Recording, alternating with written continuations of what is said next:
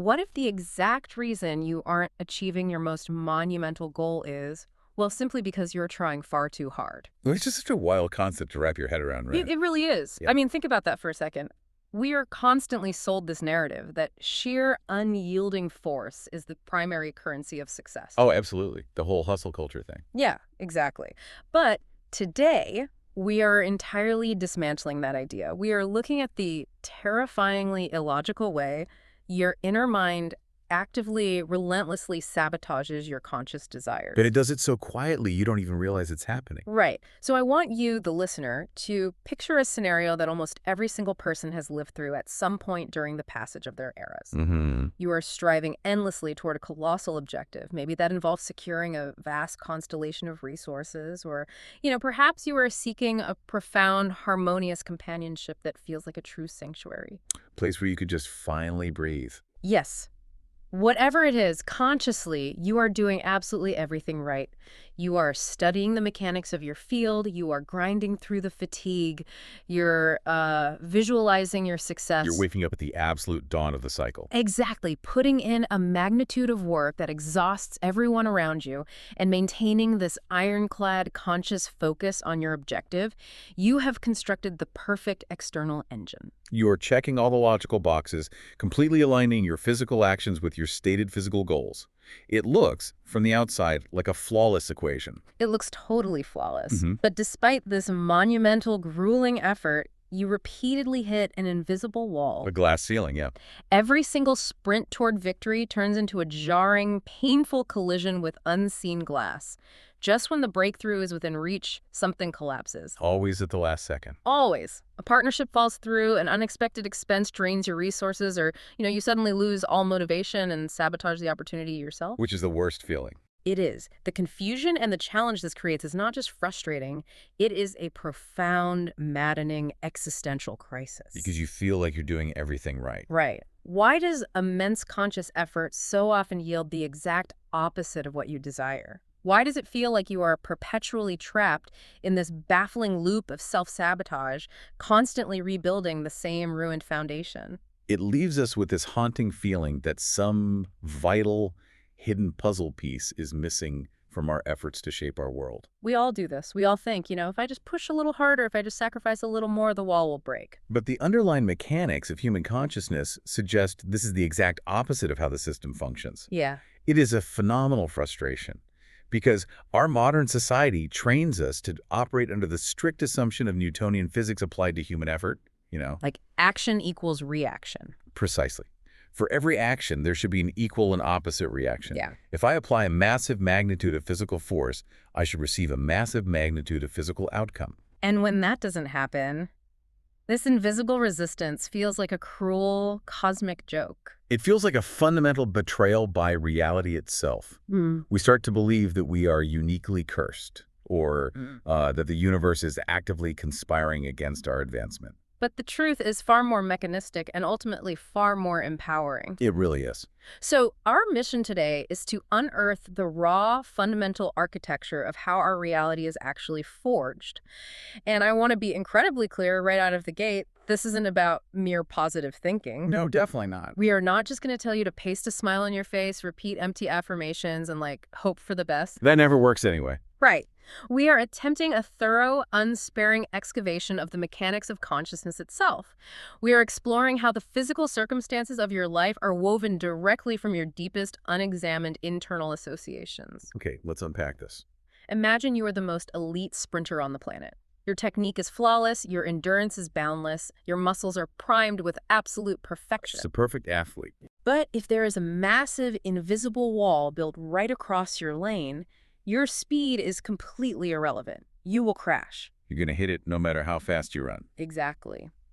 Our mission today is to locate that wall, understand exactly why it was built, and completely dismantle it at its foundation. What's fascinating here is that the wall is almost never located where we consciously believe it to be.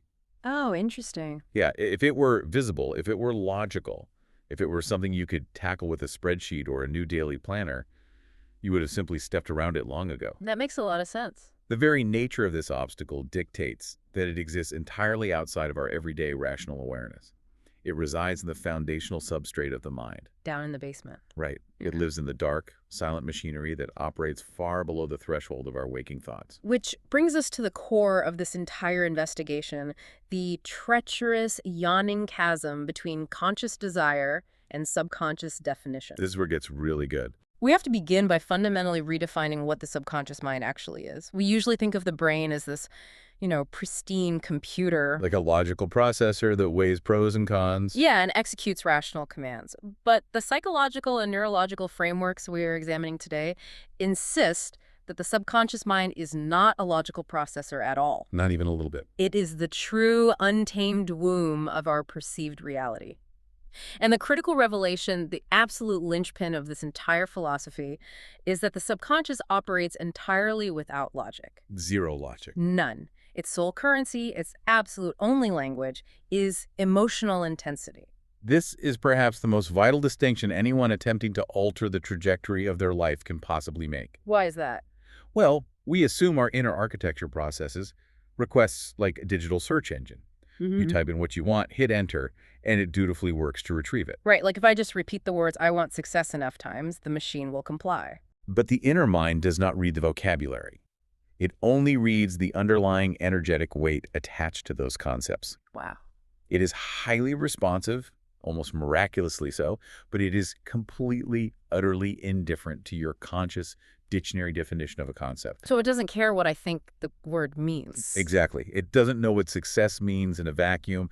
It only knows what success feels like based on your historical data. Okay, let's make this highly tangible. Consciously, you define a concept like abundance in beautiful, liberating terms. Like freedom and peace. Right. You define it as freedom, as undeniable value, as the ultimate peace and security. You write it down in your meticulously kept journal. You say it out loud in the mirror. You are doing the work. You're trying so hard. But if during the dawn of your life cycle you experienced or even just intensely observed a reality where a lack of resources caused profound strife, survival panic, or bitter familial conflict, your subconscious forged a completely different link. A much darker link. Yes. In the dark, non-logical depths of your mind, where the raw wiring of survival is laid down, an unbreakable connection was forged: abundance, or the pursuit of it, equals pain. Resources equal conflict. Exactly. The presence of wealth in your environment was intimately tied to shouting, to fear, to an overwhelming magnitude of stress. And because that inner system lacks a sophisticated logical filter, it doesn't pause to differentiate between the lack of the resource causing the pain and the resource itself causing the pain. Oh, wow. It just lumps them together. It is an associative machine, not an analytical one. It simply records that whenever the topic of resources was present in the environment, the emotional intensity was agonizing. The nervous system was just flooded with stress hormones. Therefore, the topic itself is permanently classified as a mortal threat. It files it away under danger do not approach. I want to pause here because this is so incredibly common, and it plays out in the pursuit of companionship, too. Oh, big time. Let's say you are consciously seeking deep, unconditional love. You want a harmonious partnership. Sounds great on paper. Right. But if your most emotionally intense observations of connection during your formative eras, perhaps watching the guardians who raised you, involved toxicity, betrayal, or intense suffocating anguish, then your inner mind doesn't define love as fulfillment. No, it defines love as danger. It defines it as impending heartbreak and loss of autonomy. Precisely. And this is where the baffling, maddening loop of self-sabotage finally begins to make mechanical sense. Because it's trying to help you. Exactly. When you attempt to draw companionship toward you, when you start dating someone truly wonderful and healthy, your inner mind is not actively trying to ruin your life or punish you. It just feels like it is. On the contrary, it is performing its ancient evolutionary protective duty flawlessly. Think of your subconscious not as a computer, but as a hyper-vigilant, incredibly powerful, overprotective bodyguard. I love that analogy. This bodyguard doesn't care if the person approaching you is holding a winning lottery ticket or the keys to your dream home. If that person's energy remotely resembles the environment that hurt you in the distant past, the bodyguard is tackling them to the ground. Just completely taking them out. It perceives a threat, approaching the threat it has labeled love, and it either actively repels the healthy connection by making you feel sudden, inexplicable disgust or anxiety. Oh, that sudden ick feeling people get. Yes. Or it magnetically manifests the exact toxicity you are accustomed to, because that is the only definition of the concept it possesses. It is desperately keeping you in familiar survived territory. Okay, I struggle with this concept a little bit, so let me push back. Sure. If our minds are supposed to be these magnificent evolutionary triumphs, isn't this an incredible design flaw? How so? Well, you're saying the inner mind is essentially a raw emotional recording device with zero editorial filter. It doesn't care about the truth, it doesn't care about objective reality, and it certainly doesn't care about my happiness. No, it doesn't. It only cares about the raw intensity of the feeling and keeping me alive based on outdated data. Why would nature build a system that actively prevents us from thriving just because we had a bad experience a decade ago? That is the perfect question. And it is the exact friction point where most people abandon this work. Because it feels so unfair. Right. But we have to look at the mechanics of human evolution. To survive the harsh environments of our distant past, the brain had to prioritize immediate threat detection over long-term emotional fulfillment. Survival first, happiness second. The amygdala, which is essentially the brain's alarm system, processes information milliseconds faster than the prefrontal cortex, which handles logic and reasoning. So the alarm goes off before you can even think about it. Nature built a system that says, if you survived a highly intense, terrifying situation once, avoid anything that looks, smells, or feels remotely like it ever again. Even if it's completely different. It is a blunt instrument. It doesn't possess a fact-checking department. It doesn't have the luxury of sitting down and analyzing whether this new relationship is actually different from the old one. Right. It just feels a spike of intensity and slams on the brakes. The overarching goal of the primitive mind is not your happiness. It is your biological continuity. Okay, that makes sense. It's prioritizing survival over success.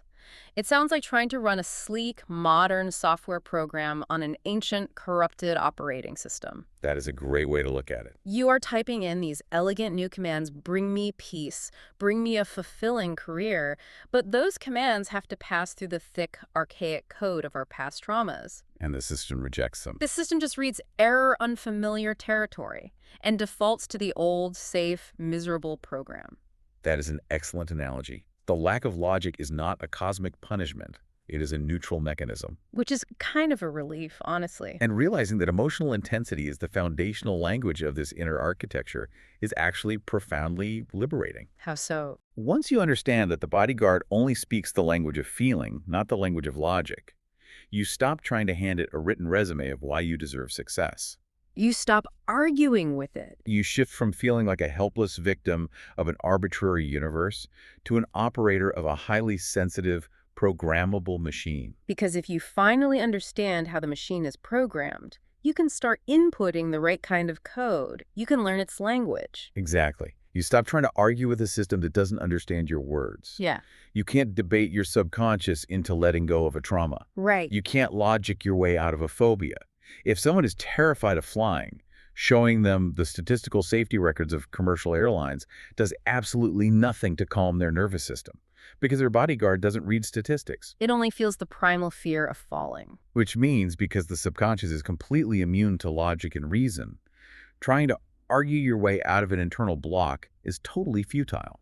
So what do we do instead? We must learn to speak its native tongue, which is raw, unfiltered emotional intensity, to rewrite the archaic code. Okay, so how do we actually do it? If logic is useless against these subconscious blocks, we are left with a massive problem. It feels like a paradox. Yeah. How do you delete a corrupted file if you don't have the administrative password? You have to somehow trick the system into overwriting it itself. Right. This brings us to the architecture of the block and the delicate art of the overwrite. To tear down this wall, the first step is identifying the core memory. The anchor point. Exactly.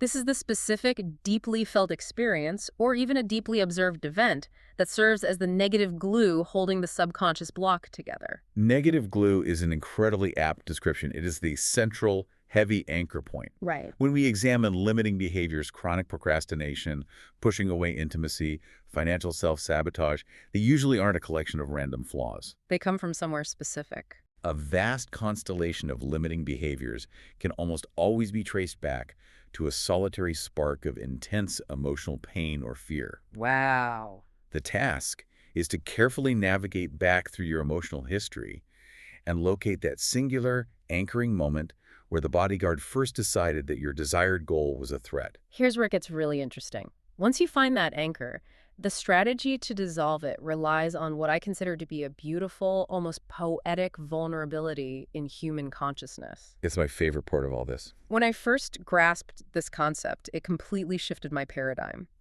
The inner, non-logical mind cannot differentiate between an event that physically occurred in the material world and an event that is vividly emotionally imagined. It's totally blind to the difference. It literally cannot tell the difference between a real memory and a highly charged hallucination. This is the operational vulnerability, the loophole in the system that we can utilize for our own liberation. Because it lacks that logical filter. Because the subconscious lacks that logical filter, it cannot verify the physical reality of an input. It doesn't look around to see if the room you are in matches the picture in your head. Right. It only measures the physiological response, the heart rate, the neurochemical cocktail, the emotional signature.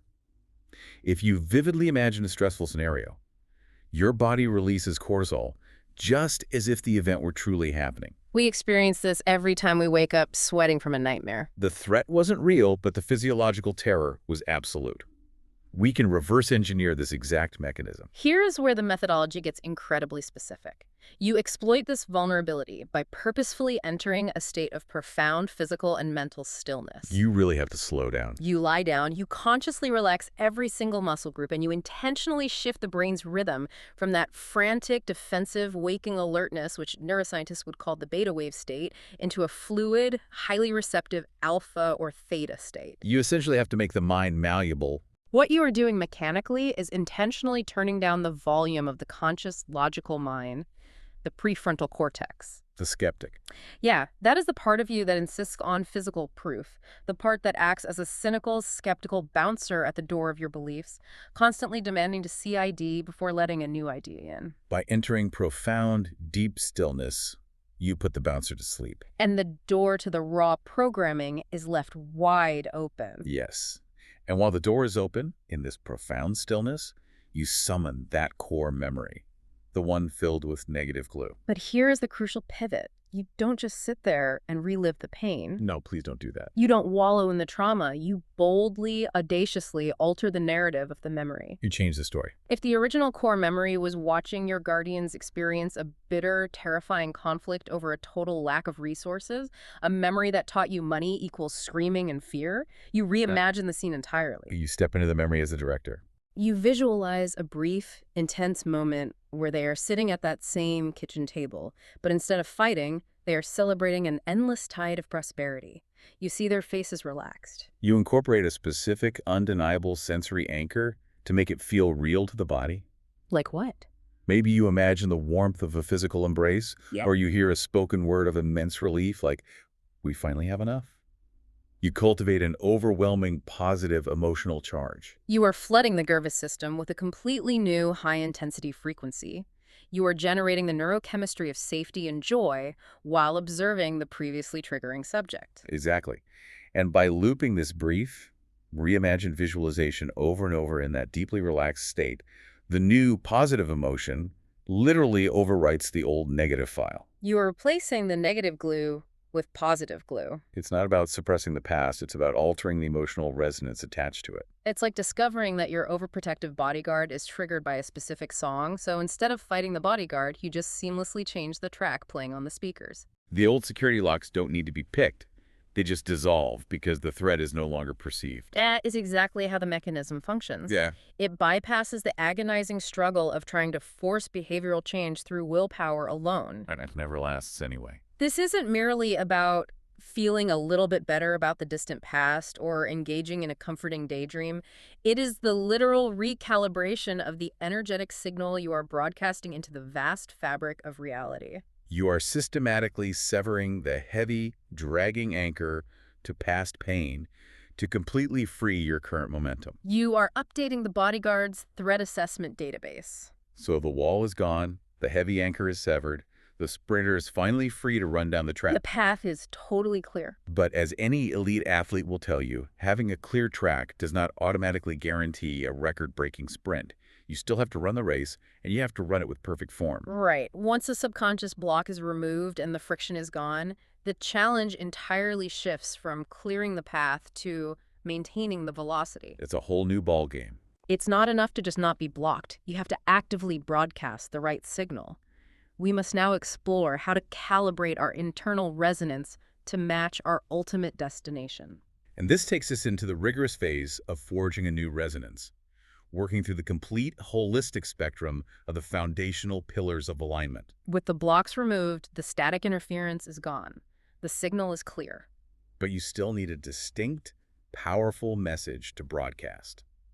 You must now consciously dictate the terms of your new reality. And what's the core principle there? The absolute core principle of this phase is that you must completely cellularly embody the precise state of consciousness of your desired reality before the physical world offers you a single shred of proof that it exists. And let's be honest, that is the ultimate grueling test of faith, isn't it? Oh, without a doubt. Because our entire society, our entire educational system trains us to operate in the exact reverse order. We need to see it to believe it. We are deeply conditioned to wait for the physical evidence before we grant ourselves the internal permission to feel the corresponding emotion. Right. We say, I will feel successful only when I hold the physical trophy or receive the new title. I will feel secure only when I possess a massive fortune in my bank account. I will feel loved only when a devoted partner is physically standing in front of me. We treat reality as the cause and our emotions as the effect. And that habitual waiting is a fatal structural error in the mechanics of reality creation. It is completely backwards. It is entirely upside down. The universe, or the quantum fabric of reality, however you choose to conceptualize it, ignores the illusion of physical reality. It doesn't care about what's in your bank account. It does not respond to what you currently have. It responds solely and entirely to your underlying energetic resonance to what you currently are. If you are constantly waiting for the external world to provide you with a feeling of security or joy, you are continuously generating a state of waiting. You are broadcasting a signal of lack and absence. And because the overarching mechanism of reality is to act as a flawless mirror of your base resonance, a signal of lack magnetically draws a corresponding reality of continued lack. You will simply encounter an endless series of circumstances that force you to continue waiting. The mirror can only reflect what you are holding up to it. This means that a true holistic transformation requires a rigorous, almost obsessive alignment of our internal architecture. We cannot just have a passing positive thought and expect our world to change. No, we have a complete spectrum of foundational pillars that must be calibrated and brought into absolute harmony. We need to explore all 7 of these pillars: beliefs, perception, expectation, reactions, conviction, emotionally charged thoughts, and focus. If we are building a new house, these are the load-bearing walls. Exactly. Each of these pillars is a crucial structural support. If even one is significantly out of alignment, the entire internal structure becomes unstable, and the reality it projects will be fractured and chaotic. Let's walk through these, starting with the first 2, beliefs and perception.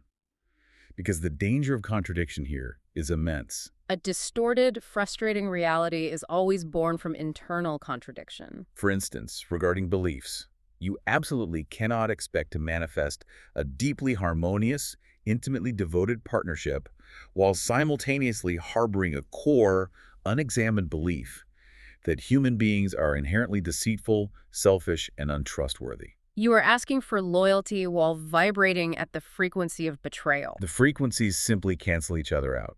It is severe energetic dissonance. It's like pressing the accelerator and the brake to the floor at the exact same time. The engine will scream, but the vehicle won't move an inch. And perception operates similarly, but it's more about the lens through which you view your immediate environment. Right. You cannot harbor an intense, burning desire to reach the absolute pinnacle of your chosen craft, while simultaneously perceiving the general environment of your field as entirely toxic, corrupt, and unwelcoming. That's a huge conflict. If your perception is that ultimate success in your industry requires a devastating moral compromise, and your core belief is that moral compromise is unacceptable to your soul, your inner mind will ensure you never reach the pinnacle. It will effectively save you from the corruption you perceive by keeping you mediocre. Exactly. The subconscious bodyguard steps in again. These internal contradictions create a chaotic, static-filled broadcast. The universe receives a hopelessly scrambled signal. Bring me massive success, but success is inherently dangerous and corrupt, so actually keep it far away from me. The inevitable result is profound paralysis. You will spin your wheels indefinitely. This leads us to the next pillars, expectation and reactions. Expectation is the anticipatory posture of the mind. Are you walking into a room expecting to be embraced? or expecting to be judged. And reactions are the immediate somatic responses to external stimuli. If you are trying to cultivate a reality of boundless abundance, but your immediate visceral reaction to seeing a minor bill is a wave of panic and a tightening of the chest, your reaction is betraying your desired resonance. You are reacting as a person in poverty, not a person of wealth. Reactions are the most honest indicator of your true baseline. They really are. You can't fake a reaction. You can consciously affirm your abundance all morning, but if someone cuts you off in traffic and your immediate reaction is blinding rage and a feeling of victimization, that reaction reveals the true underlying frequency you are broadcasting. It reveals the cracks in the foundation. Which brings us to conviction. How does conviction differ from a mere belief? Because they sound very similar, but they feel qualitatively different. Belief is often intellectual. It is an idea you have accepted as true. You can believe that a bridge is structurally sound. Okay. Conviction, however, is a full-body knowing that entirely bypasses the intellect. It is the absolute absence of doubt. Wow. Conviction is walking across that bridge without a single flutter of anxiety in your chest. When you hold conviction about your desired reality, you are no longer hoping it will happen. You are simply observing its inevitable materialization. That is a powerful distinction. And the final two pillars are emotionally charged thoughts and focus. Emotionally charged thoughts are the actual fuel in the engine. A dry, emotionless thought has no magnetic pull. None. It is the emotion, the joy, the relief, the awe that generates the attractive field. And focus is the directional laser. Where are you pointing that beam? Are you focusing on the solution, or are you obsessively staring at the obstacle? If your focus is continuously drawn back to the physical evidence of your current limitations, you are pouring all of your emotionally charged fuel into the reality you are trying to escape. Energy flows where focus goes. I have to be completely honest here. When we lay out all 7 pillars, policing beliefs, monitoring perceptions, adjusting expectations, suppressing negative reactions, maintaining unshakable conviction, generating emotional charge, and holding laser focus. It's a lot. This creates a massively relatable sense of overwhelm. You mean I have to constantly, vigilantly police every single micro-movement of my consciousness? It sounds utterly exhausting. It sounds like learning to drive a complex manual transmission vehicle for the very first time. Yes. You are grinding the gears. You are hyper-aware of the clutch, the gas pedal, the steering wheel, the rearview mirrors, the traffic around you. It feels completely impossible to manage all of those individual components at once without stalling the engine in the middle of the intersection. This raises an important question. That feeling of overwhelm is incredibly common. How do we move from forcing this alignment through sheer exhausting willpower to effortlessly flowing with it? The sense of exhaustion you're describing is a natural, unavoidable part of the learning curve. We have to recognize the universally understood stages of learning, moving from unconscious incompetence to unconscious confidence. Right. Initially, you don't even know that your thoughts are horribly misaligned. That's unconscious incompetence. You are just suffering and blaming the world. Then you become aware of the misalignment, but it requires massive, clunky, conscious effort to correct it every single time a negative thought arises. That is the manual transmission stage. It feels exhausting because you are using your conscious mind to manually override deeply ingrained historical neural pathways. Precisely. But the human brain is highly adaptable. With consistent repetition, that conscious, clunky effort begins to smooth out. The new neural pathways thicken and insulate. It eventually solidifies into unconscious automatic mastery. You no longer have to think about pressing the clutch. Your foot just does it. You no longer have to force a positive expectation. You simply become the new resonance. It becomes your default resting state.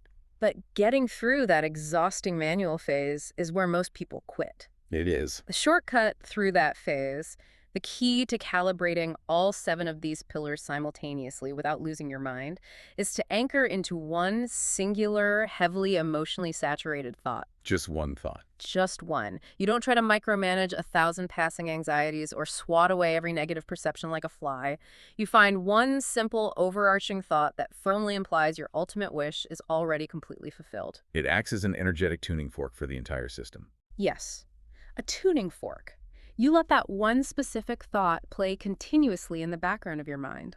While you are walking, while you are resting, while you are going about completely mundane tasks like washing dishes or folding laundry. You loop the feeling of that fulfilled thought until it becomes the absolute default rhythm of your mind.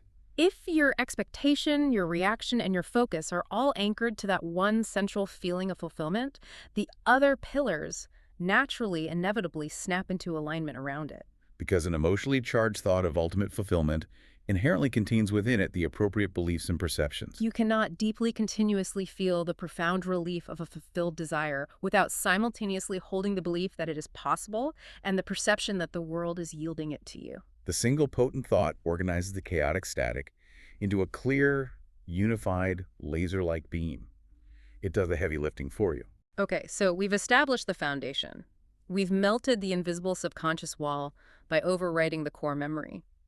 We've anchored our new frequency with a unified, emotionally charged thought, effectively organizing our 7 internal pillars. We are dialed in. But anchoring this frequency in a vacuum, when you are lying in a dark, quiet room meditating, surrounded by incense, is one thing. It's relatively easy to feel abundant when nothing is demanding your attention. But how do we maintain this pristine resonance when the chaotic, unpredictable, often harsh physical world inevitably pushes back? And it will absolutely push back. That is the nature of a dynamic system. It always does. You step out of your meditation room and immediately stub your toe, or your phone rings with bad news. The real world comes crashing in. Which leads us perfectly to the final and undoubtedly the most challenging phase of this entire journey, the alchemy of adversity and the profound power of absolute stillness. The final, crowning phase of reality creation is what we can identify as energetic endurance. Energetic endurance. I like that. It is the highly refined art of maintaining your newly forged frequency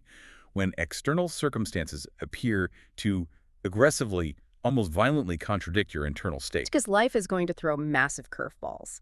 You've convinced your inner mind that you possess a vast abundance of resources, you feel the relief of wealth, and then an unexpected massive expense suddenly appears in your physical reality, threatening to wipe you out. Or you finally convince yourself that you are safe, cherished, and worthy of deep connection, and someone you deeply trusted betrays you. The foundational strategy for enduring these glaring contradictions, surprisingly, is not fighting back. No, it's not. It is not doubling down on your effort or aggressively trying to fix the external problem.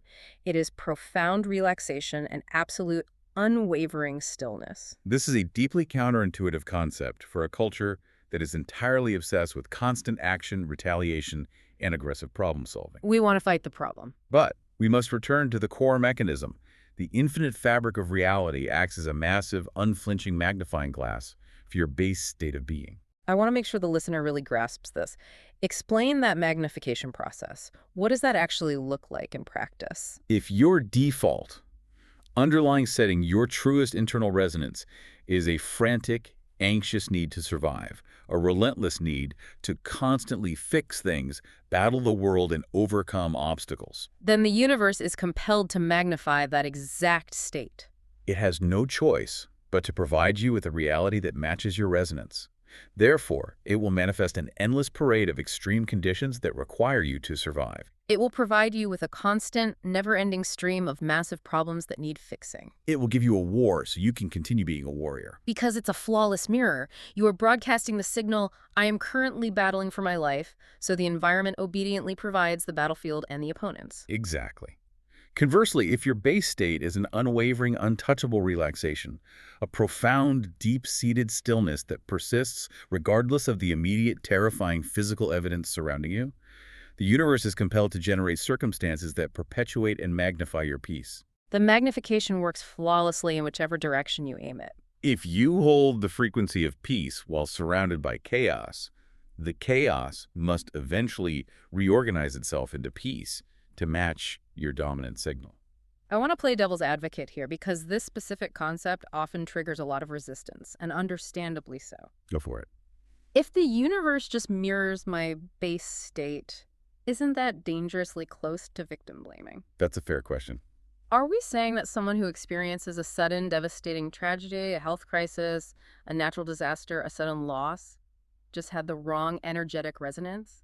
That they somehow asked for it by not being relaxed enough? That is a crucial distinction to make, and it is where the philosophy is often dangerously misinterpreted. Because that sounds horrible. Right. This is not about assigning conscious blame or moral failing. No one consciously desires tragedy, but we are dealing with a subconscious mechanism that operates largely outside of our awareness, based on momentum built over a lifetime and sometimes generations. It's the old momentum. The sudden crisis is not a punishment for thinking bad thoughts. It is often the physical manifestation of deeply buried, unexamined momentum, the archaic codes we discussed earlier. It is the system playing out its programming. So it's not a punishment. No.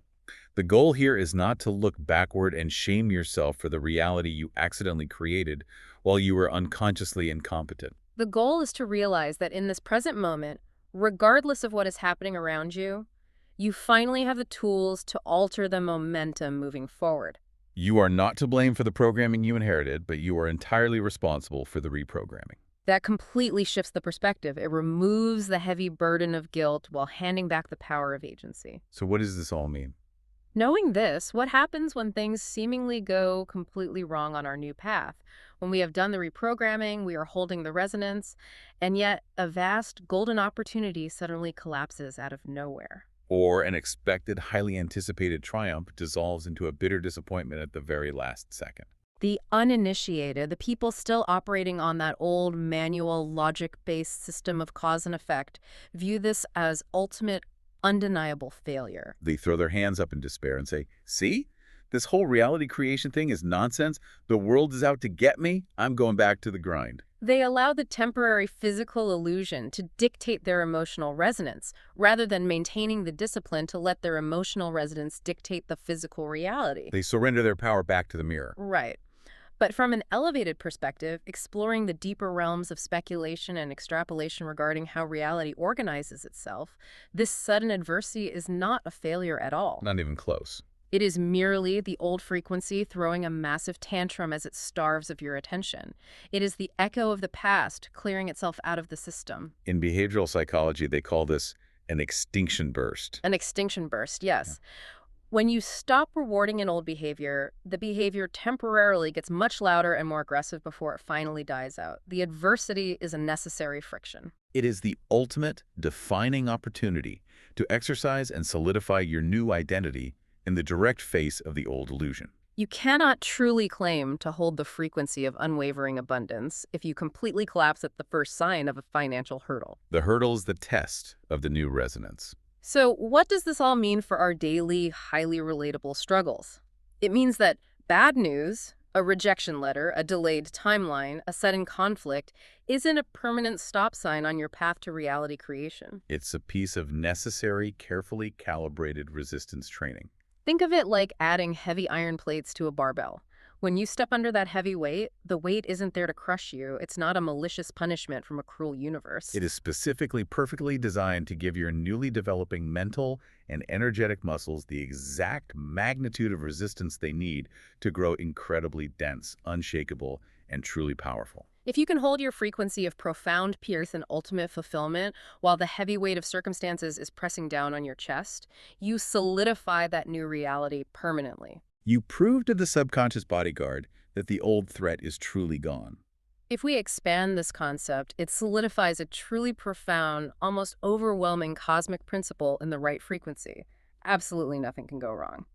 Let me repeat that, because that is a massive paradigm-shattering statement. In the right frequency, absolutely nothing can go wrong. It is the absolute truth of the mechanism. Every seemingly adverse event, every sudden structural collapse, every perceived agonizing delay is simply a hidden benevolent catalyst. It is a necessary, highly complex chemical reaction in the grand alchemy of materialization.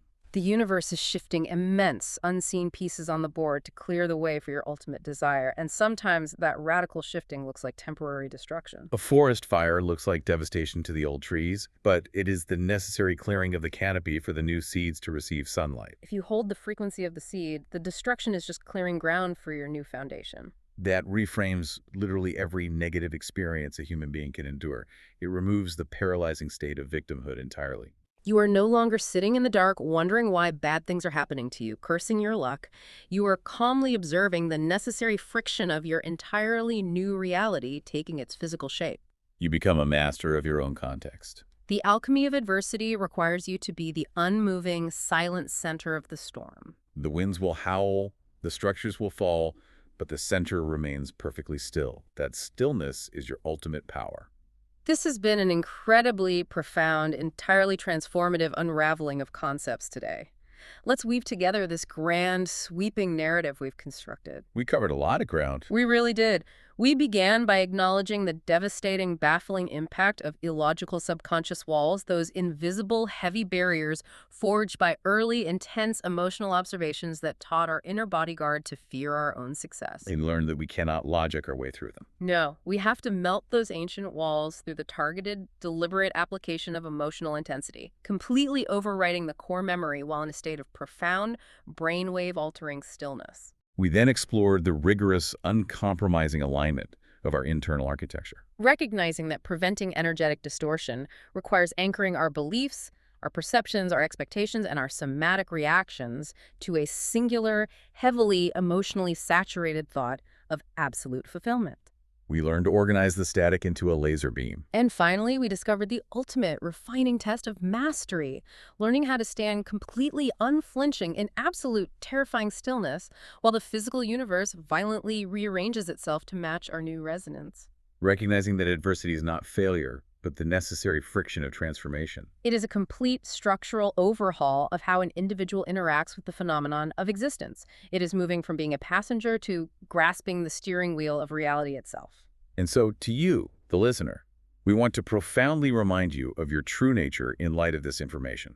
You are not a passive, helpless leaf blown about by the chaotic, arbitrary winds of circumstance. You are the active, conscious, incredibly powerful architect of your entirely unique universe. The bitter struggles you have faced, the invisible glass walls you have crashed into time and time again, were not cosmic punishments, nor were they reflections of your inherent worth. They were simply the automatic, robotic misfirings of old, unexamined code, a bodyguard trying to protect a version of you that no longer exists. And you now possess the direct mechanical tools required to rewrite that code completely. The power to alter your world has never resided in the external circumstances.